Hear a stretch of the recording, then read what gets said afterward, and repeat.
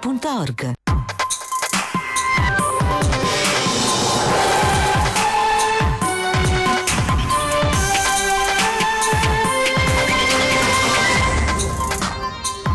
Le spiagge sono la prima difesa dalle mareggiate per le città, invece i danni provocati dal mare la notte scorsa rischiano di creare pericoli alla costa, oltre che di condizionare la stagione turistica. Indagini della polizia sulla denuncia di una ventenne che sarebbe stata vittima di violenza sessuale in discoteca, giovane sotto shock, al vaglio le immagini di videosorveglianza. Si è concluso in tribunale a Napoli l'incidente probatorio sulla tragedia della Solfatara del 2017, ascoltati 7 consulenti, confermate le gravi responsabilità, tragedia prevedibile. L'assessore Boraso si augura pene severissime per i cecchini che hanno colpito con delle biglie i vetri del tram di Mestre e hanno attentato alla vita degli autisti, dice.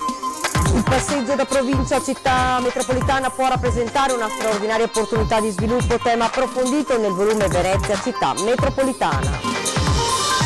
La diocesi di Chioggia installa 3 apparecchi bancomat nelle chiese per facilitare i fedeli che vogliono fare un'offerta. La città si divide, il primo a utilizzarla è uno straniero. Venezia e Mestre, centro delle nuove tendenze giovanili in fatto di musica. A luglio il comune riapre il Parco San Giuliano ai festival internazionali. Buonasera e ben ritrovati dalla redazione di Venezia. Dunque le spiagge sono la prima difesa dalle mareggiate per le città e invece i danni provocati dal mare la notte scorsa rischiano di creare pericoli alla costa, oltre che di condizionare la stagione turistica. Questa situazione di erosione delle spiagge non fa che aggravare ulteriormente la situazione che si presenta agli operatori all'inizio di una nuova stagione. La mareggiata delle ultime ore ha colpito duro tutte le principali località del litorale, da Jesolo Pineta a Caorle, da Isola Verde a Sottomarina, hanno subito danni pesanti con metri e metri di spiaggia spariti sotto la forza del mare. A seconda delle zone si arriva anche a 30-40 metri di spiaggia in meno. Dove ci troviamo adesso parliamo anche di una trentina di metri, parliamo di 40 metri, di 50 metri, cioè situazioni veramente che hanno sconvolto totalmente l'organizzazione di queste aziende che hanno investito. Alla Regione si chiede di fare la voce grossa a Roma, di trattenere una parte dei canoni per investirli in sicurezza e opere di consolidamento. Ogni anno alla Regione Veneto passa allo Stato più di 10 milioni di euro che derivano dai canoni demaniali. Credo che siano risorse che finalmente devono restare sul territorio per poi essere reinvestite sulla tutela e sulla protezione degli arenili.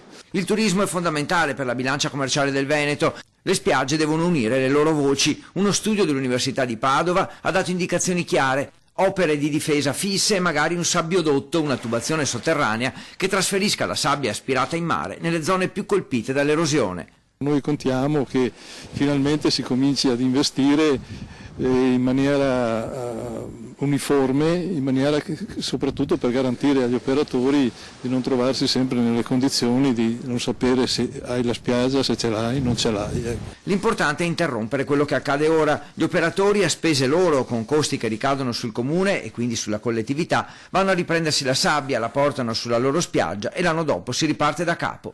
Però bisogna uscire da questa logica del butto soldi in acqua, me la vado a riprendere, poi l'anno dopo è la stessa cosa e così via. È un concetto che non è accettabile.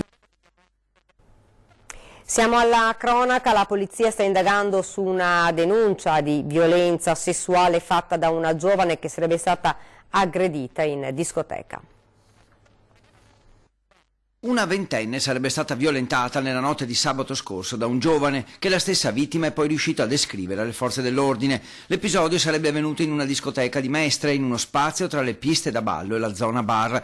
Dopo la violenza la ragazza è andata a casa riferendo l'accaduto ai genitori che l'hanno accompagnata in ospedale, dove i medici avrebbero poi informato gli investigatori. Gli agenti hanno raccolto le dichiarazioni della ventenne in ospedale, quindi hanno avviato le indagini, ispezionando i luoghi della discoteca e cercando di ricostruire la dinamica dei fatti, avvalendosi anche delle immagini delle telecamere di videosorveglianza. La giovane sotto shock sarà risentita nuovamente dagli uomini della squadra mobile nelle prossime ore per chiarire bene tutti i dettagli del suo racconto, mentre le indagini sono tuttora in corso alla ricerca del responsabile della violenza, ma non è escluso che i giovani ricercati possano essere 2.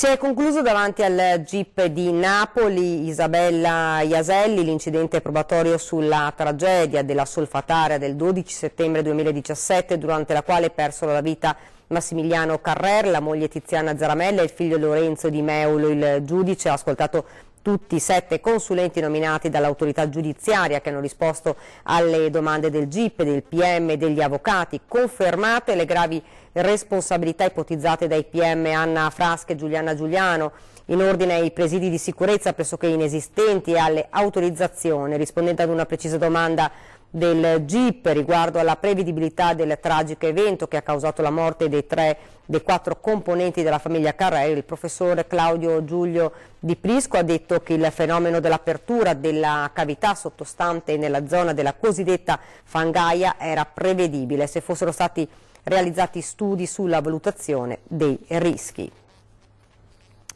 Hanno attentato alla vita degli autisti, l'assessore Boraso si augura pene severissime per i cecchini che hanno colpito con delle biglie scagliate con forza come proiettili i vetri del tram di Mestre durante il servizio. Intanto proseguono le indagini delle forze dell'ordine.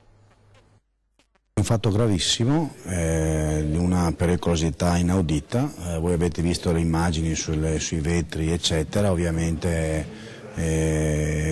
queste persone che si divertono in questo modo, le indagini sono in corso, verranno severamente punite. È preoccupato, amareggiato e anche arrabbiato l'assessore Renato Boraso. Il cecchinaggio di cui sono stati bersaglio per 4 sere consecutive i tram in transito alla fermata Boerio di Viale San Marco, colpiti con biglie e forze di ferro scagliate con la forza di un proiettile, si pensa con una fionda, spesso all'altezza del conducente, è un fatto grave che poteva avere conseguenze gravissime. Mi auguro che presto vengano individuati questi ragazzotti e vengano poi, noi andrò una volta che verranno individuati andrò a incontrarli anch'io sinceramente, ma quello che è grave di questa vicenda è che si poteva attentare alla vita dei nostri autisti, cioè non solo il danno ma anche il rischio alla incolumità e alla vita di persone che stanno lavorando per dare un servizio pubblico. Quindi spero che vengano individuati presto e che vengano anche puniti in modo molto severo. Detto ragazzotti, quindi perché in molti hanno pensato a una baby gang? Probabilmente c'è qualcuno che rientra anche in questa vicenda, però prima di esprimerci su chi bisogna avere prove certe e aspettare le indagini. Noi confidiamo sulle forze dell'ordine, le indagini sono in corso, ma attenzione che non pensino a sconti questi personaggi. L'anno scorso AVM ACTV ha speso €1 milione per riparare i danni dei vandali, un dato scandaloso secondo Boraso, che intende girare le scuole per far capire che chi danneggia un bene pubblico danneggia anche se stesso.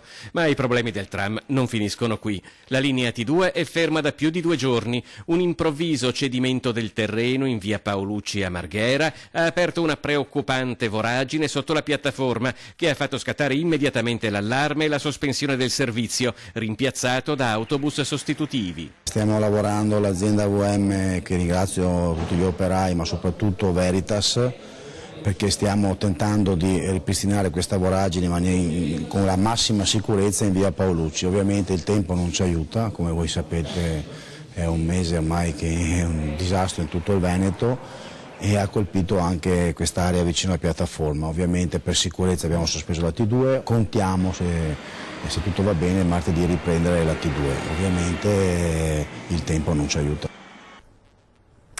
Polemica sul pagamento della commissione sui prelievi del reddito di cittadinanza.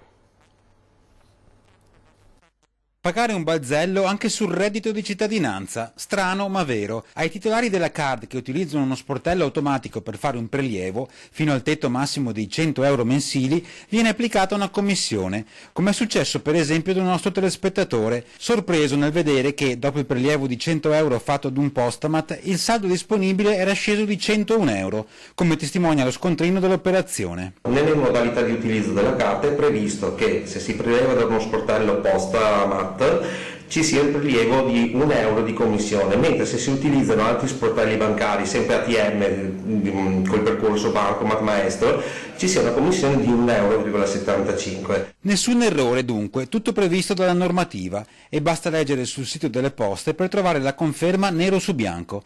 La legge non ammette ignoranza, si dirà, ma certo risulta strano e quasi paradossale che il reddito di cittadinanza, uno strumento pensato come sostegno economico, sia soggetto a commissioni come qualsiasi altro conto corrente e che una sua parte, di fatto, vada fuori obiettivo. Finisce alle poste in commissioni, senz'altro. È una cosa un po' contraddittoria perché si cerca di sostenere le persone in difficoltà e poi si chiede anche l'obolo di €1 per ogni singola operazione. È un po' contraddittorio, magari sarebbe il caso di rivedere la cosa, seppur prevista dalla normativa. Al momento, dunque, dalla Commissione non si scappa. L'unico margine di manovra, semmai, sta nella scelta del male minore. Se dovete prelevate le poste, risparmiate 75 centesimi. Al momento mi sento di dire solo questo, seppur dissento da questo tipo di impianto. Chi va alle poste a incassare il reddito di cittadinanza si vede trattenere €1 per il servizio a prescindere dall'importo a cui ha diritto, così si scade nel ridicolo. Più che un provvedimento a sostegno del reddito è una misura a sostegno delle poste, lo scrive in una nota la deputata azzurra Sandra Savino, candidata di Forza Italia alle elezioni europee nella circoscrizione nord-est. Sarebbe bastato, prosegue, stipulare un accordo, ma evidentemente nel trionfo della cialtronaggine a cui ci ha abituato a nessuno è venuto in mente. La diocesi di Chioggia installa 3 apparecchi bancomat nelle chiese per facilitare i fedeli che vogliono fare un'offerta, ma la città si divide. Il primo a utilizzarlo comunque è uno straniero. La diocesi di Chioggia guarda al futuro e mette un apparecchio POS, anzi 3, in altrettante chiese della città per facilitare il compito ai fedeli che vogliono fare l'elemosina e che, se anche non hanno spiccioli o contanti in tasca, un bancomat o una carta di credito ormai sono alla portata di tutti. E così all'ingresso del Duomo, di San Martino e di San Giacomo, appena entrati si trova un piccolo apparecchio semplice da usare che consente un'offerta, l'acquisto delle candele o anche la richiesta di dedicare a qualche caro una messa. Un'iniziativa sperimentale che verrà rivalutata dopo 3 mesi, come ha spiegato sui social il vescovo Monsignor Adriano Tessarollo, anche alla luce delle diverse opinioni dei chioggiotti divisi sull'iniziativa. Può funzionare, nel senso che è uno delle tanti modi con cui, se uno vuole essere generoso, il modo lo trova, va bene anche questo. Sarei d'accordo, sono forme nuove, va bene, cioè, l'importante è che uno scelga lo strumento più adatto e decida come utilizzarlo. È una novità per me. Ma può essere un'idea buona? Non lo so, no, preferirei il modo tradizionale, almeno questo è un parere. I parroci dicono anche per evitare i ladri, così non ci sono contanti. Penso che ci siano delle modalità comunque per mettere al sicuro quello che racimolano. Il vescovo comunque ha ricordato che l'iniziativa ha anche lo scopo di proteggere le offerte dai ladri, evitando l'uso di troppo contante, ma che nessuno è obbligato in alcun modo. Se poi si preferisce l'offerta tradizionale, con monetine e soldi in contanti, nessun problema. Anzi, dovrebbe essere tutto quanto caritatevole, non dovrebbe esserci bancomat. No, ma uno invece di mettere i soldi in contanti col bancomat, perché magari in teoria è più comodo. Più comodo, ma così c'è un obbligo di offerta, perché quando si va col bancomat non sono i centesimi spiccioli, sono euro. È una buona idea secondo lei? Benissima, caspita, è una buona idea, basta collaborare tutti assieme. È un sistema nuovo, insomma, innovativo, dobbiamo ammodernarci. È una cosa che è utile per le persone che hanno bisogno, questo va bene. Ed ora ci fermiamo un attimo, c'è la pubblicità.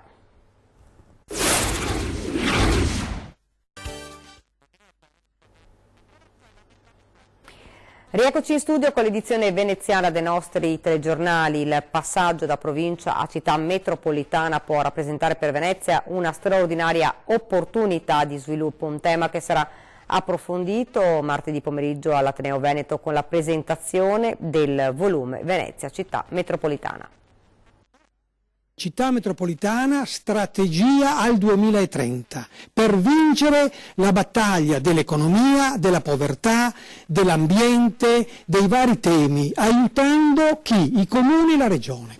Le città metropolitane in Italia esistono oramai da un lustro. In 14 casi, Venezia compresa, hanno sostituito le vecchie province, ma per molti cittadini rappresentano ancora un oggetto misterioso, se non addirittura un semplice cambio di nome rispetto all'ente precedente.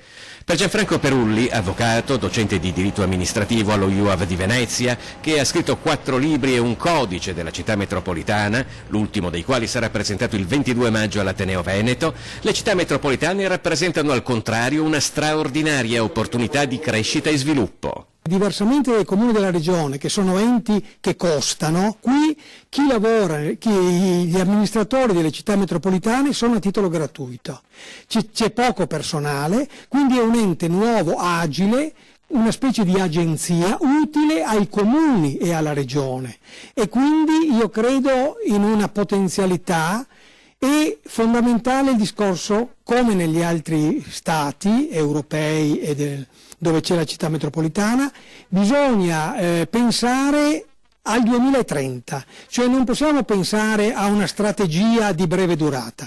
Programmare una strategia a lungo termine, guardando ad un'area vasta che va oltre i singoli confini comunali, sono dunque le 2 caratteristiche basilari della città metropolitana. Entrando poi nel merito, la città metropolitana può intraprendere diverse azioni con maggiore facilità rispetto alle province. Ad esempio nell'ambito dei servizi di appalto, in questa materia infatti la città metropolitana funziona da stazione unica appaltante e consente ai comuni, soprattutto a quelli medio-piccoli, di poter svolgere degli appalti anche complessi.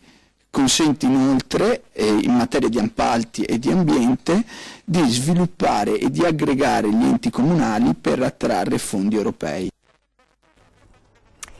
Venezia e Mestre, centro delle nuove tendenze giovanili in fatto di musica. Il Comune riapre il Parco San Giuliano ai festival internazionali di musica. Arriveranno a decine di migliaia ogni giorno, prevalentemente giovani e giovanissimi, ad affollare per 3 giorni il Parco San Giuliano di Mestre, già teatro oramai diversi anni fa di storici concerti ed ora riaperto alla musica dal 12 al 14 luglio per l'On Festival. Sono 3 giorni in cui uno può anche venire con la tenda a stare 3 giorni all'interno del parco, molto grande, lo stiamo attrezzando perché sia difeso e gestito bene con costi accettabili. E stiamo rendendolo al meglio con i collegamenti, con i parcheggi, con le linee pubbliche, eccetera, perché possa essere una 3 giorni di festa per tutti i ragazzi. Una non-stop con più di 60 nomi in cartellone. La scelta è tra le ultime tendenze internazionali per un target di pubblico che va dai 18 ai 34 anni. Quello che è i festival che in Italia non si vedono, ma che tutti i nostri giovani vanno e vogliono in Italia, che vanno all'estero per viverli. Finalmente anche l'Italia avrà una manifestazione nella città più bella poi del mondo. Quante persone vi aspettate che arrivi? Ma di sicuro tra le 15 e le 20.000 persone al giorno. Ma al di là dell'evento musicale c'è un altro aspetto. Il Comune è impegnato in una strategia più ampia che vuole creare centri di interesse e di attrazione che vanno al di là di Venezia, che puntano sulla terraferma e magari su categorie di visitatori che altrimenti non sarebbero mai venute qui. È la strategia della bandiera di Venezia, la bandiera del leone di San Marco.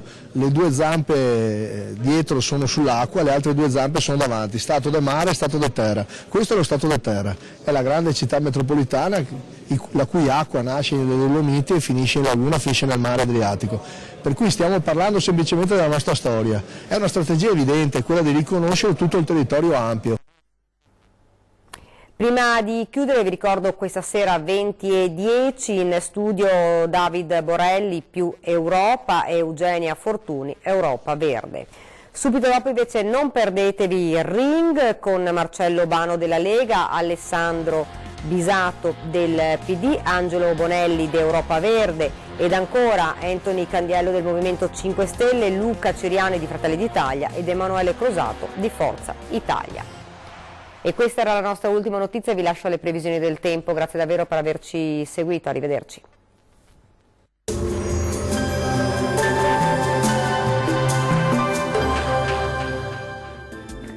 Ben ritrovati al meteo. Le nostre regioni saranno ancora bersagliate da nuovi acquazzoni e la situazione è già piuttosto critica in alcune zone dopo le abbondanti piogge di questi giorni.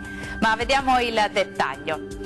Sul Veneto il cielo sarà molto nuvoloso con precipitazioni sparse ma piuttosto frequenti. In nottata è previsto un lieve miglioramento. Temperature minime tra 11 e 14 gradi, massime piuttosto gradevoli, comprese invece tra 19 e 23 gradi. Condizioni instabili anche sul Friuli Venezia Giulia, con precipitazioni diffuse e localmente anche di moderata intensità, ma anche in questo caso migliorerà entro la notte. Temperature minime tra 12 e 14 gradi, massime invece tra 16 e 18 gradi. Uno sguardo infine al Trentino Alto Adige. Avremo qualche piovasco su tutti i settori, poi migliorerà sulle aree settentrionali mentre continuerà a piovere altrove. Temperature minime tra 11 e 12 gradi, massime sui 22 gradi. Bene, dal meteo di Antena 3 per ora è tutto. Arrivederci.